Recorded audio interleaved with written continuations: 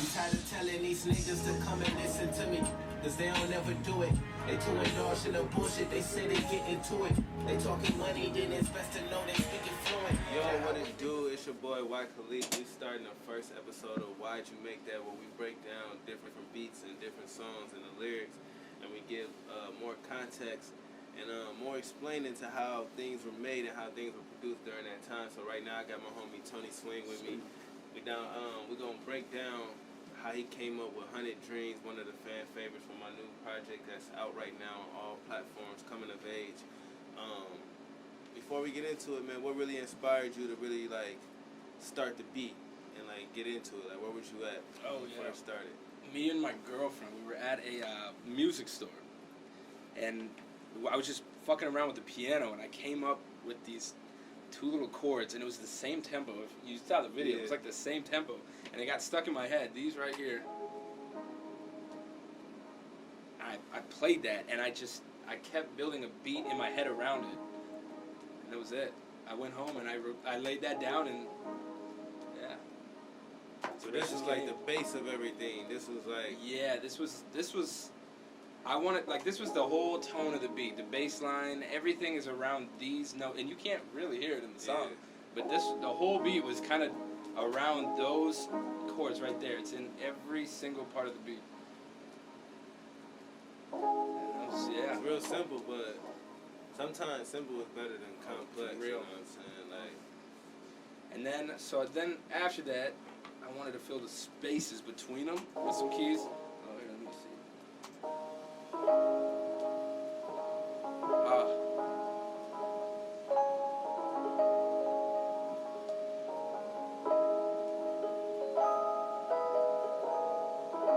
Sound like there's like a delay on it or something. Oh yeah. Like I could. So this is how it sounded before I messed with it. Super dry. That's crazy. Yeah. That's night and day. So the effects added that life to it. You still got the vibe of it, you know what I'm saying? Like the tone, the idea of where you're going, but like the effects and filters you put on there definitely brought out a different life and a different texture to it. It made it a little more gritty. Oh yeah, No, you good. You turn it up just a little bit. What is it called in? What you working in right now? What is that? Oh, Logic Pro. Logic. Yes. So what is it called that you put on those keys and give it that like that grainy, that grit sound? It's a bit crusher. It's a bit crusher. A lot of producers are probably familiar with that, but you're just like crushing the bit rate, so it turns out really grainy. Sounds distorted almost a little bit. Looking back on it, honestly, I added way too much. You can hear it. Like it gave it the classic, the vinyl feel though. Like that's what made it like nostalgic. Yeah, that's what I was going for, because I usually don't like adding just vinyl on the track, even though I did that on this one. But usually I'll add it straight to the instrumentation. Yeah. Just to give it that feel. It's just raw. It sounds like it was, more like hardware versus just MIDI. Yeah. That's always the sound I try to go for. And then after that, we just added the bass line, which went with the root notes of those main chords. So you just kind of like followed those keys. Yeah, so just the root notes of them. So, and then that makes the tone of it pop more too. Yeah. So now that the bass line layers it stands out more. So now you feel that tone, even though it's like a hidden, you don't notice it because the keys overpower it. But, oh yeah, my bad. But yeah, and that's just filling pockets. I love filling pockets.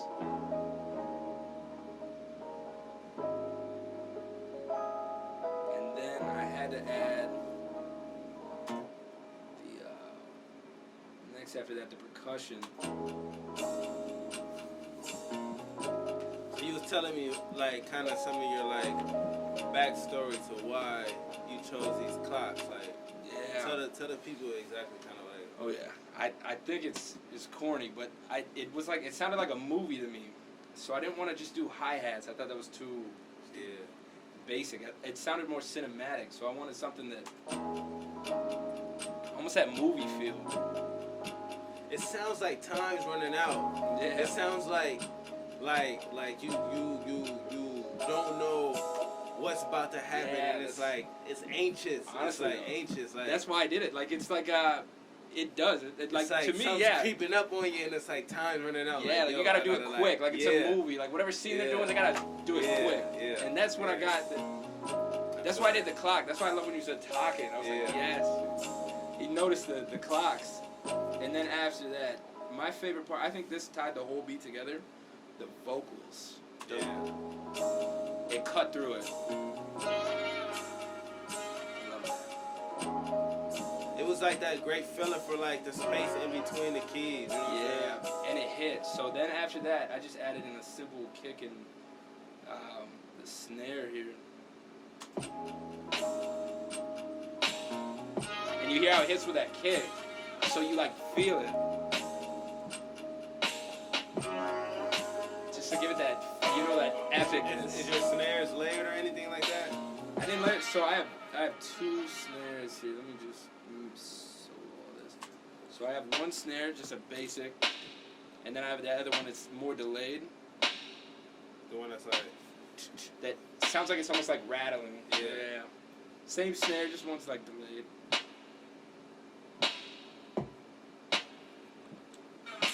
So when you started with your keys first. Always. A lot of people, depending on who it is, some people can start with their drums and snare first. And me and Ivan talk about that a lot. Yeah. But he likes to start with his drums, and I get it, because that's like the soul of your beat.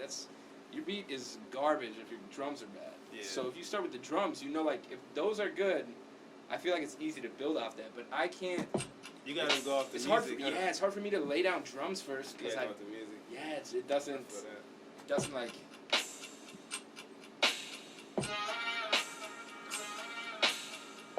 So the keys in there. Honestly, I think that's all you need right there. So is that basically all that you added to the beat? Like, what did you add like to top it off? Oh yeah. So after that, I played. I actually had this in the entire hook. Right here, I had this bridge, it was a bass guitar plugin, and I cut it to sound like a guitar. I took out all the low.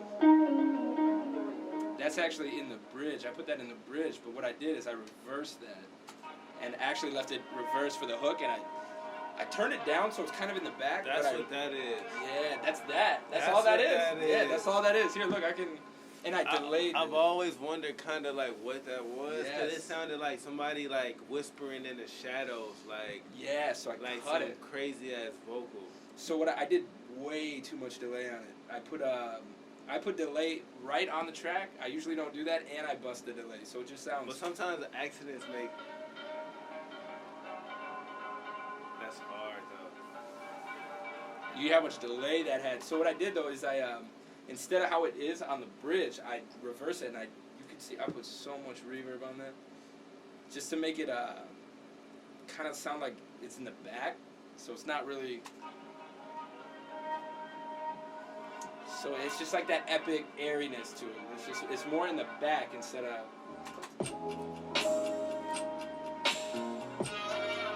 So it's there. You hear it, but it's not like one of the main synths. Yeah. That was it. And then everything together.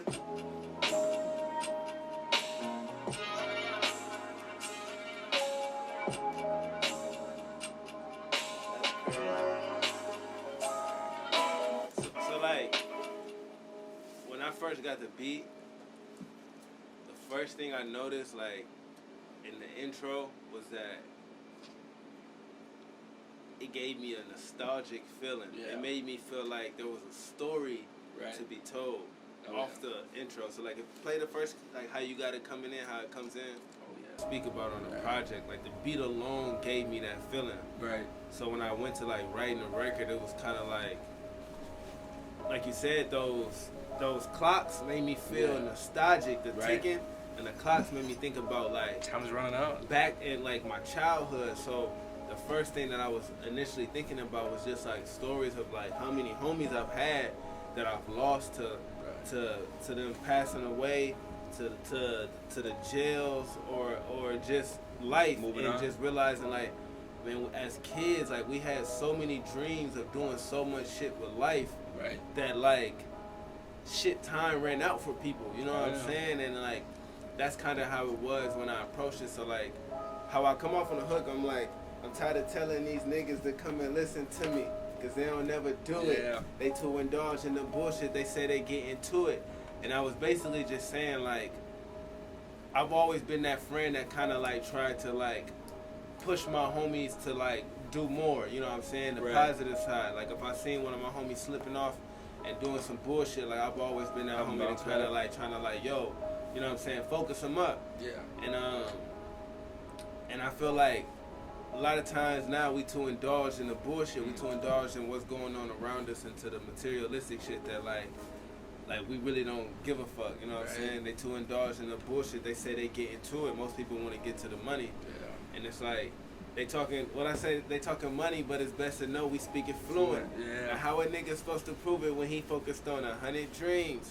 And it's like that just represents the fact that like, when you really like trying to accomplish so many dreams, like your focus got to be really supreme. And sometimes like we get knocked off our focus and off our square of like what we trying to do in our goals, and half of the time we not really like accomplishing them because we indulge in the bullshit. So just hearing that, just you know what I'm saying, that's how I kind of approached the record, and I just really wanted to like start off like telling that story. So even when I get into like the verse, and I'm like, I'm tired of telling these niggas to come and listen to me, cause they don't never do it.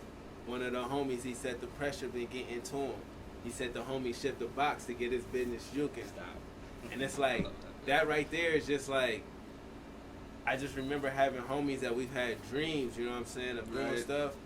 And you see them get into the drug business, and you see like their life change. Right. You know what I'm saying? From one tasting fast money or just going down that wrong path, you know what I'm saying? Of just thinking that fast money was going to pay off instead of sticking to the dream, you know what I'm saying? But stop. How many niggas is watching to pray the day you lose it? Your expiration is talking. I pray you never snoozing. I love you know what you said that. Like, because of the clocks and shit. And the clocks resonated with that line because of the fact that like time's ticking for all of us. So it's like we can't be snoozing on nothing that we trying to move forward in. You know what I'm saying? When it comes to like getting our shit done. Like if you snoozing, bro, your time gonna run out. You know what I mean? Like the expiration is talking. I pray you never snoozing. And we had dreams of making it to the league since we was 15, nigga. 2 peas in 1 pie, like don't exempt me, nigga. Like, and that just go back to saying like that childhood bond I had with homies of just being like, bro, we've always had dreams of going to the league, bro. We used to talk about this shit, bro. You know what I'm saying? And it'd be like, now it used to be like, you used to have those relationships where you couldn't leave your homie. It was like y'all always was with each other, like those childhood bonds. And those childhood brotherhoods where it was like these two inseparable, and like I've had those, and it's like you see people just kind of dwindle off, and it just made me think of that when I came to writing those lines. You know what I mean? Right. 2 peas in 1 pie, like don't exempt me, nigga. Like who am I? To choose a path to violence on the side, like who am I? I can't remember the line sometimes because it's so fresh, and I don't even half the time I don't even write the shit down. But what I say, like who am I? To choose a path of violence on the side, like who am I? To be the one to choose to live or die, like who am I? To tell you I got demons that's inside, been crucified. I don't even know myself, that's up to God. And that's just really like self-reflection, you know what I'm saying? Like, who am I? You know what I'm saying? Like, to say that like, I mean, I'm in control, but at the same time, who am I to say like, when I get to choose it, like, you know what I'm saying, what my day is, like, nobody get to choose any of those type of, like, you know what I'm saying, it's like, you really got to look at yourself, like, and going back to the whole topic of the project, like, really just looking at yourself, where I didn't even know myself, I had to look up to a higher source for myself to figure out who I was, you know what I mean, and that's just kind of what I think that was powerful, too. Yeah, like, I love that line. Like, you know what I mean, that's a powerful line, and I feel like those are some of the quotables that, like, I remember. Just like, damn, like when I listen to it, like those are lines that hit me, like, like nobody really understands like how I felt when I was saying that shit, you know what I mean? Like, and that's why I love you said it in the beginning too. They said they get into it, like listening to it. You feel me? Just wrap it all up. Even the bridge, I thought the bridge was hard. You know what you did for the bridge? It's up to God. Got his Bibles on the table. When all that self-love go die, now is you able to lend a helping hand, get niggas about that label of a black thug, nigga. Stop listening to they lies, that's still black love, nigga. I started telling these niggas to come in, and that kind of really just came from like, I always forget what I write, but it come from like the fact that like, you know what I mean, a lot of people that's like into the shit, into the streets, bro, really like into that lifestyle, like they're preparing for those times, you know what I'm saying? Most people is preparing for when the fuck up coming, when the bullshit coming. So that's why I'm like, he got his Bibles on the table. When all that self-love go die, now is you able? Because a lot of times, most people going into that route because of the fact of the lack of self-love. Right. You know what I'm saying? So it's like, for people that kind of do like understand and got that awareness, we got to be able to lend that hand out to be able to help people that's going down that different path. You know what I'm saying? And we just got to realize like black love ain't dead, and we got to love each other. And that's not just on some like black man, black woman shit. Like that's just on some like brother to brother. And you know what I'm saying? No, I think that's powerful too, because like all you hear, I mean, you hear like shit in Chicago, you hear the shit in Minneapolis, like just shit that's going on, right? And I think that honestly, I think that's a lot of people, like you said, they forget about that, and that's like why I thought that line was probably one of the more important lines on that whole fucking song. Yeah, I thought that was deep, but yeah, overall the song just a real dope song when I think about like the energy behind it, like your mindset going behind it, because I wasn't with you in the studio when you came up with the beat. You sent me the beat. And then like for me to get on that same frequency, the race against time, and just like the metaphors back and forth that I say in the song, and it goes back into what you was thinking about making in the beat. Right. It's just dope to see that like we was on the same path. And like regardless of if people know, we done worked multiple times, like, you know what I'm saying, songs that people haven't even heard that we done worked on, but it's just the fact that like we was able to connect again, and it's cool as hell to see like people really like this song and they connect with it, because I personally thought it was going to be another song that was like a storytelling song that was going to be a part of the album that necessarily wasn't going to be like a favorite, you know what I'm saying, just off the fact that it was kind of like an album cut. It's condensed, like you know what I mean? Like I wouldn't necessarily put this record out as a single or something like that to try to like, you know what I mean, but it's just crazy to see the reception that people are connecting with the words, people are connecting with the beat, especially the production. A lot of people love the production. Did they really? Yeah, hell yeah. A lot of people love the production on it. Wow. And I think it just came together like really well, man. And just overall to work on that shit. So I think we got the people to see how you came up with the beat. We got the people to see how my mindset was coming into like writing it and making the record. Oh shit. Oh, a few things that they don't know. Post-production that I added was like the riser. Oh yeah, I keep forgetting about that. The riser, we added the riser. I think that was so important, because here's how it sounded. I mean, it just cut in. Yeah. So it sounds so empty without it. You needed that riser to bring it in.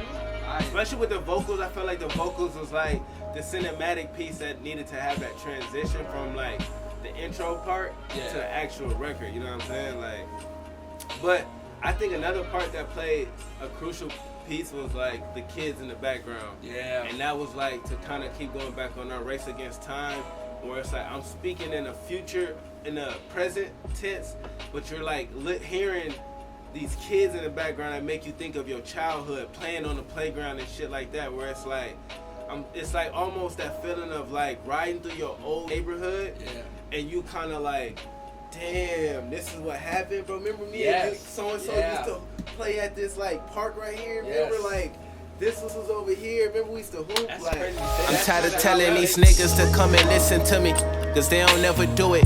They too indulged in the bullshit, they say they get into it. They talking money, then it's best to know they speaking fluent. Now how a nigga supposed to prove it when he focused on 100 dreams? 100 dreams. He trying to save his means to move at normal speed. 100 dreams.